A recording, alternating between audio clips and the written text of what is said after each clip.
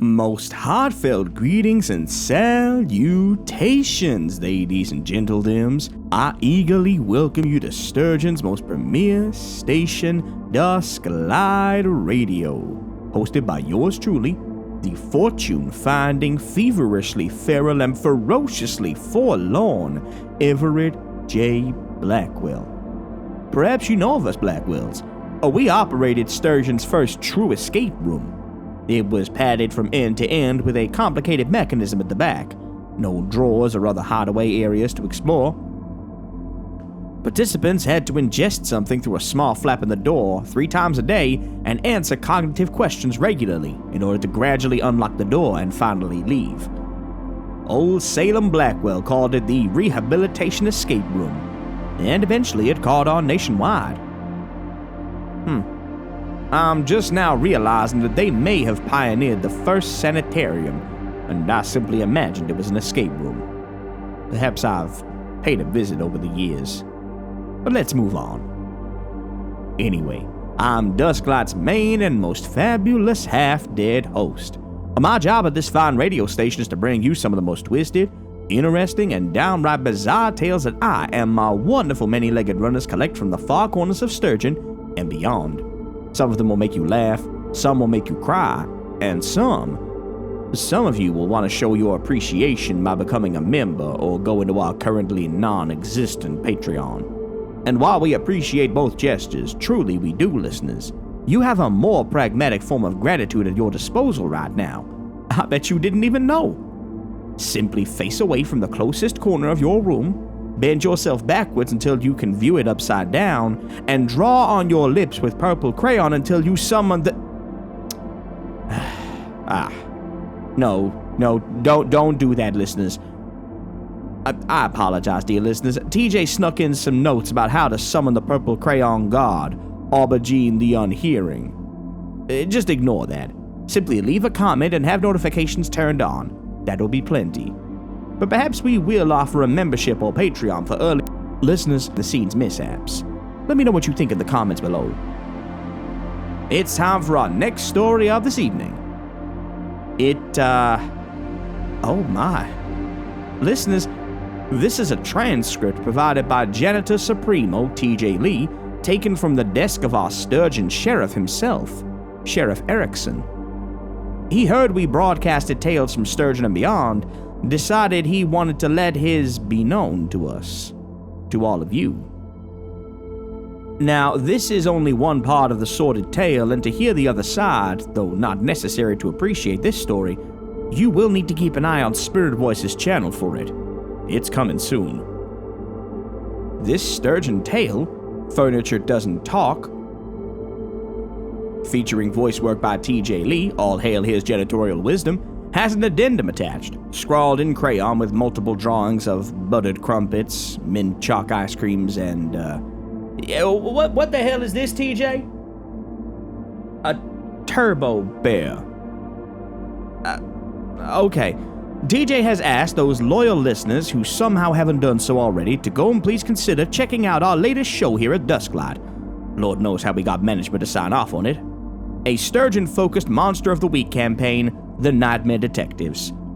All our primers are now available, the first one covering the character background, Sturgeon itself, and what they were doing in the first arc, the second primer covering the interlude leading into our first full recorded arc, and the third one covering the last unlistenable episode. The first full session is live, and our next full episode will be up this Thursday at 7 p.m. Eastern. Stay tuned to our community tab for more information. We are beyond grateful for the over 10,000 listens across entries and the 1,500 subscriber milestone we just reached. Looks like 2,000 is coming sooner than we thought. Special thanks must be given first to Mandy Mo for rendering yours truly in the beauteous image you see when you look at our page.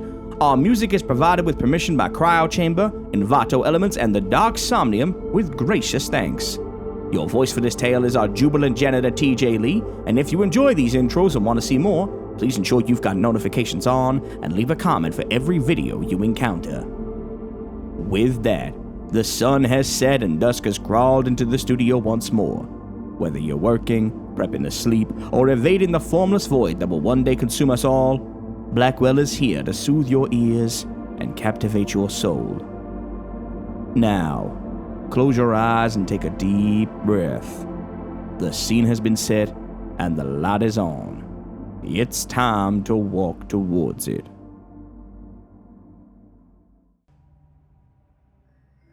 It is as it sounds. Incredulous as it may be, I promise there's an explanation within. I've been the sheriff of a little town called Sturgeon for nearly 23 years. In that time, I've seen many a horrific incident descend upon our town.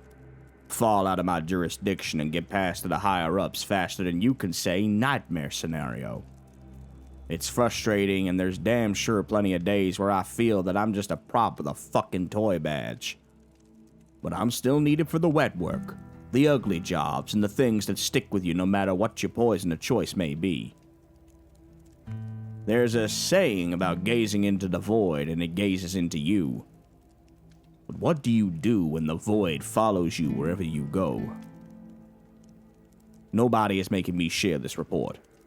This account of the events that unfolded over at Castor Oil Creek deserves the light of day.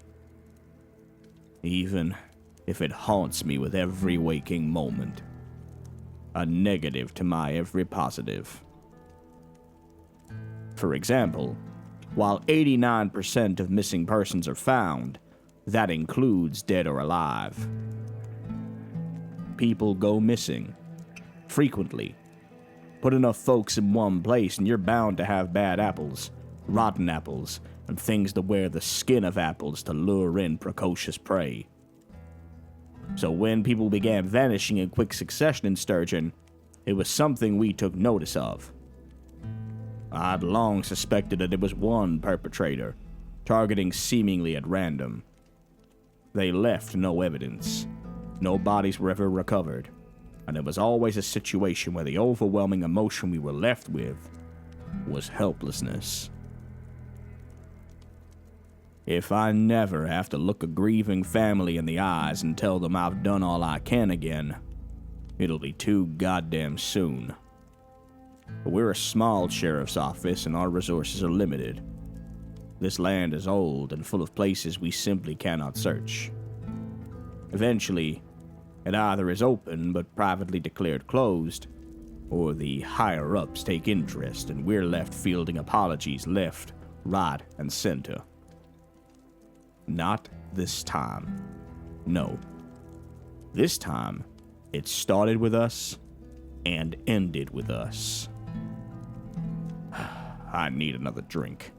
I can't face sharing this without a couple in me. Hell, y'all have no clue who I am, and you're already wise to the fact that I'm stalling. I apologize. Context matters in this case. Flyers started appearing over town back in winter of 2019. Simple, bespoke tables made by master crafter Waylon Mosley, looking for an apprentice, a muse, and a varnisher to help him. Sales must be inquired further. When prompted, he'd brag about how his craft was passed down to him from his father and his father's father. Something about old blood, sweat, and tears poured into every creation. In those early days, I asked him if he kept any of his furniture or if he sold on most of his pieces. He bristled at the response before saying something that forever was etched into my mind. Only the ones I connect with. We were already dealing with the situation at the time. It was decided that a two-part sting operation, first would be to entice him with a purchase he couldn't refuse, the next would be to catch him in the act as soon as he got to his workshop. Truth be told, we didn't know what exactly we'd find, but we knew something shady was going on. We suspected human trafficking. We were wrong. We were so fucking wrong. My hands are still shaking. Another drink should help, right? God, I hope so. Deputy Willis eagerly volunteered for the job. He was young. Fast became my best friend. My last deputy went on maternity leave and wasn't planning on coming back. So Willis, being the happy helper, stepped up. 25 years old and wise beyond his years, he was the best little brother I could ask for. The age gap made him feel more like a son. I'd lost mine many years ago to a strange cult. Our parents died young, and he was painfully shy, so I felt the need to protect him. Still, when someone steps to the plate to do their duty and to impress you, well, it's hard to say no to that. I made him promise me he'd contact us on the transmitter the second he sensed danger. I promised him in return we'd never let anything happen to him. I have lied many times. I have lied to my wife, to my friends, and to myself. But lying without realizing it at the time is the worst thing imaginable. It is a lie that will haunt me forever. We set up shop at the Sturgeon flea market, a place we had very little jurisdiction within. It was decreed long ago that for things to run smoothly and with as little bloodshed as possible, compromises had to be made with the higher-ups. Deals were cut, and we promised to look the other way so long as the trouble wasn't brought to our doorstep. We were up to our chests in filth, and the people were either none the wiser or simply did as we did. I hated it, knowing that as I donned an unassuming outfit and grabbed my beard for the occasion, setting up this small curio stand in the middle of a slew of entrepreneurs who dabbled in the occult, the vile, and the unspeakable, I was no different from them. After all, I was selling Willis.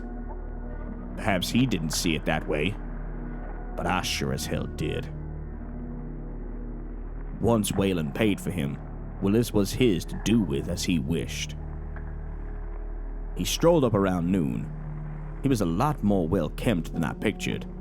Maybe 2 decades of dealing with the ugliest of criminals gave me a biased impression of someone who I thought dabbled in human trafficking, but this guy looked normal. Standing about 5'8", 155 pounds, nice clothes if a little eccentric. His short red hair was gelled and parted to the side, his freckled smile giving off a disarming sensation. He stopped in his tracks and looked at what I had on offer. A mixture of antiques, curiosities, and Willis sat in a leather chair with his best poker face. He was told to look like he had been broken, and he certainly gave off that impression. The moment he laid eyes on Willis, something clicked in him.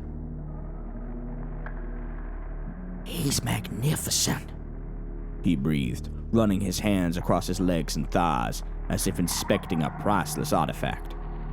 I had to hold down bile as I forced a smile, remembering my training. "You like him, kid?" I walked over, slapping his shoulder with pride. "Well, this one was a hell of work to make, but I'm damn proud of how he turned out." I laughed, but my eyes fixated on Wayland, who bristled as I put force on Willis's shoulder. I couldn't figure out why at the time, but he brushed it off and reached for his wallet. "How much?" I saw his lip quiver ever so slightly. What did he have planned for him? I wanted to tackle this fucker to the ground right there and then, but the trained words spilled out of me before I could stop myself. For Willis? He's a model after all. How much you got? I put on my best salesman face and leaned in, disgusted at myself for how far I'd go to secure the arrest, telling myself it's for the victim's past, present, and future. He's a keeper, you know. Wayland fumbled and pulled out $60, saying something about rent and stimulus checks not being in. I was taken aback. If he was a human trafficker, where was his cut? I stared, trying to formulate a response, but he pulled something out of his pocket before I could reply and held it in front of me. "There's also this. It was my grandma's. It's a warding talisman. It's supposed to keep bad spirits away. It's priceless." So this was why we never found him. The fucker was handing me the one thing that was keeping him hidden. I realize to many of you, this is hokum, and I don't blame you. But where I come from, this sort of old practice does what it says on the tin. It keeps the wearer obscured. Not invisible or any kind of shit like that, but it hides them from prying eyes. And either he didn't know what it truly did, or he simply didn't care when faced with a new model to take home. Didn't matter. This was what I wanted. There was nothing more to do. I took the talisman and inspected it, nodding as he took Willis by the hand and walked away. Willis took one last look back at me, his eyes glowing with pride. He knew he was going to be the one to call it in, and we'd be heroes for capturing one of Sturgeon's worst human traffickers. As I smiled back, a chill ran through the air and practically froze my blood. An omen. I realize to those of you following along, there has been no pause in this account. But for me, I had to stop and drink myself to sleep. The closer we get to the moment it all came to a head, the more I want to put a bullet between my eyes and make it all go away. But I recognize the public interest in what happened, and I have a duty to tell it, hence sharing my story with Dusklight. So we continue. Willis's tracker was supposed to allow us to follow him no matter where he went, even if Wayland stripped him bare and gave him new clothes. It was under his skin, after all. We didn't expect Wayland to check that. And yet, once their signal went towards the Kartuk Woods, it simply died. 16 hours had passed, and we were beginning to get antsy. It was decided we would look at the area surrounding the woods and see who lived in the area. It didn't take us long to find Castor Oil Creek and the small set of lodges out there. While old man Mathers was immediately ruled out, the same couldn't be said for his neighbor across the creek. Been in this area a long time, he told us on the drive up there. All of them. Settled here before my family did. Helped us build this here lodge for a time until my great-great-grandpappy Obadiah asked them to leave. Never told us why. Simply said it weren't right what they were doing over there. And now there's just one. Don't see him much. He's a solitary type. He's so involved in his woodworking, he don't even notice what's going on in this here creek. We pressed him on the creek, but all he'd say was, "bad water," and refused to comment further, instead pausing and replying with, "Looks like a storm's a-brewing. Better be ready." We arrived at the old lodge within 20 minutes, a quiet night with the moon reflecting over the creek. Not a sound of nature or insects whatsoever as we made our approach. You'd think with 3 cars and 5 trained servicemen, we'd be less intimidated. But nothing prepares you for what we saw. Breaking down the door, we were greeted with an almost ancient and rustic living room. Dust littered everything, and the furniture looked so decrepit and worn down that it'd break if so much as anything touched it. The smell of rotting wood and mothballs was overpowering.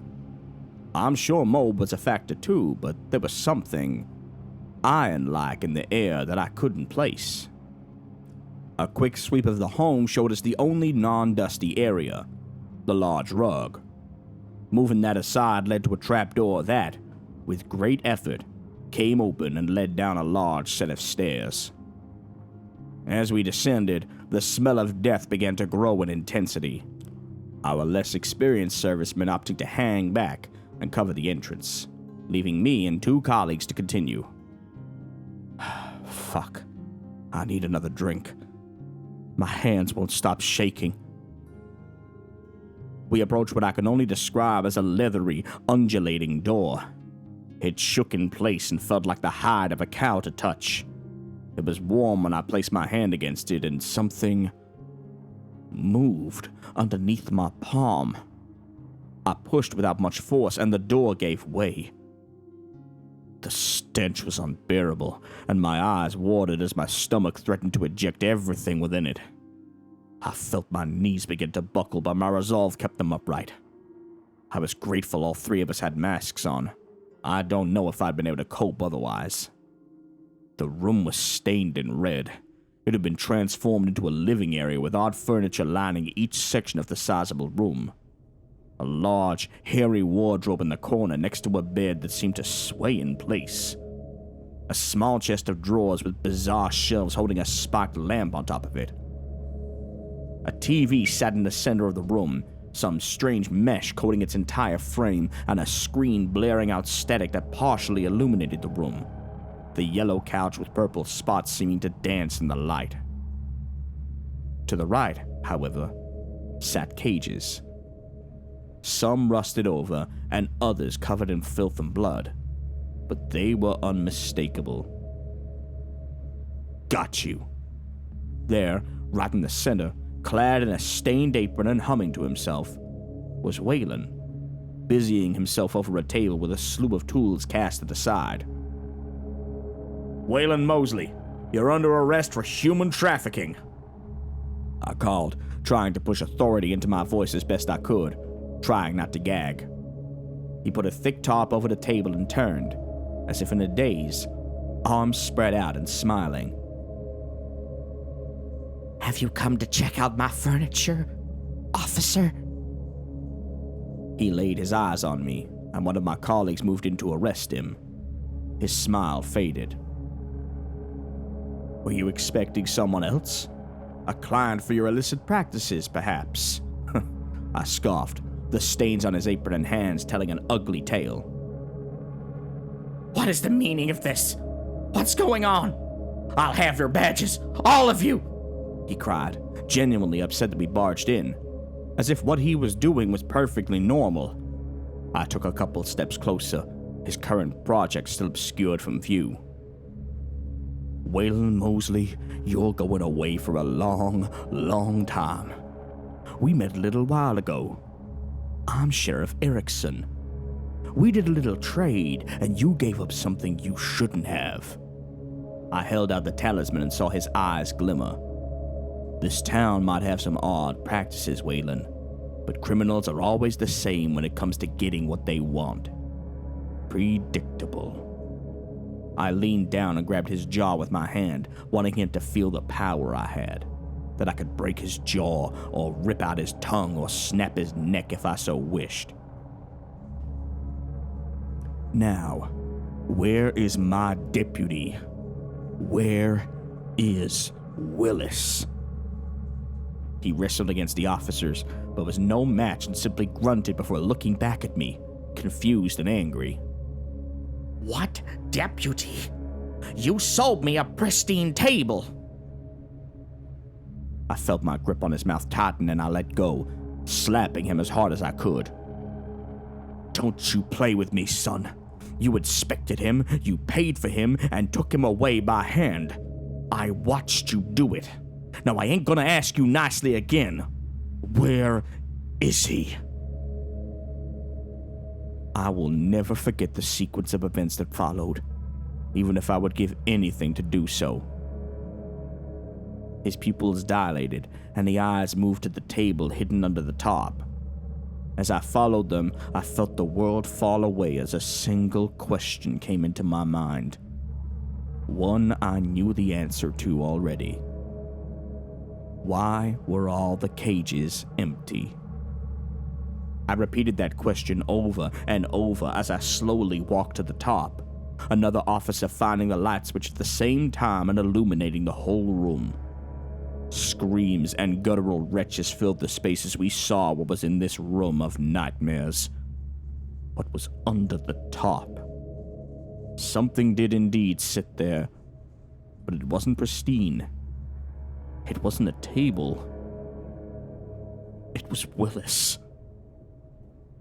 His skin was stretched to the point that a single tap or scratch, and I knew it had split open. Translucent and thick veins visible like a macabre pattern you'd find on a mahogany table. His limbs acting as horrible legs, the bones broken and reset to fit. His feet and hands turned into malformed stumps. The sockets where his eyes lay now nothing more than cup holders, his mouth agape and air escaping it. I don't know how Waylon did it. I don't want to know how he did it. But I swear to God I felt life within Willis. Something in him was still conscious. A soft wheeze escaped him, faint but defiant. Mercy. Mercy. My baby brother. I couldn't imagine his suffering. I just sobbed and screamed. As we took in the surrounding room, it was apparent the rest of the furniture wasn't swaying, twitching, or undulating. It was all still alive. It was people. Poor, unfortunate people Waylon had entrapped and redesigned using his master craftsman technique, making them into his living, bespoke furniture of horrors. And that was the part that terrified me the most. We hauled him away. The entire time he protested his innocence, that he was simply acquiring old furniture and restoring it. He also insisted someone had set fire to the building, and he was outside when we apprehended him. I don't know if he was mentally trying to distance himself from what he'd done, removing his past deeds somehow.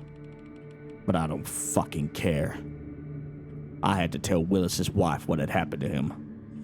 I lied and said Waylon simply killed him and dumped his body when he found out he wasn't useful.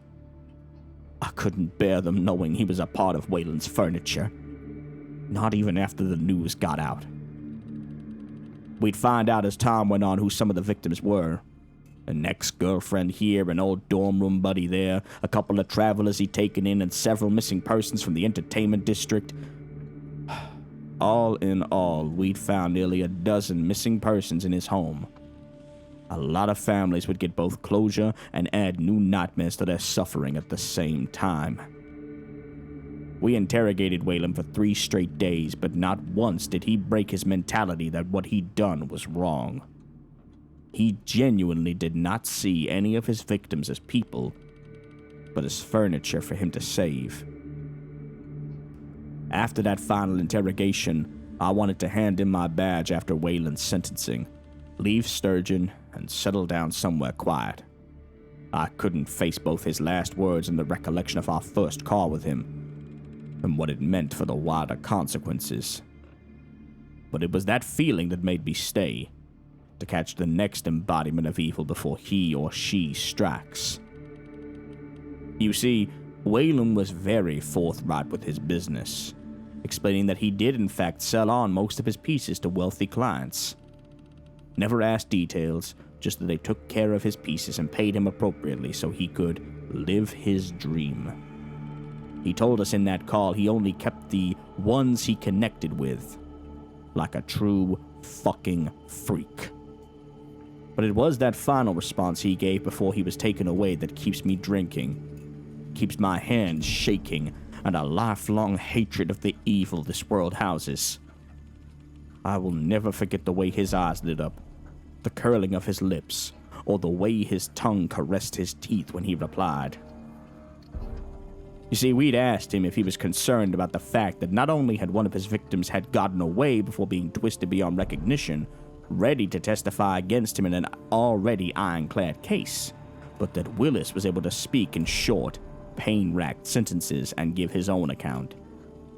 And that, if and when found guilty, he'd be given one of the worst punishments imaginable. I can still hear his response in my ears every time I lay my head down, joining Willis's pain-riddled wheezes as a chorus of hatred and pain. It will haunt me for the rest of my fucking life. He said, no, because furniture doesn't talk.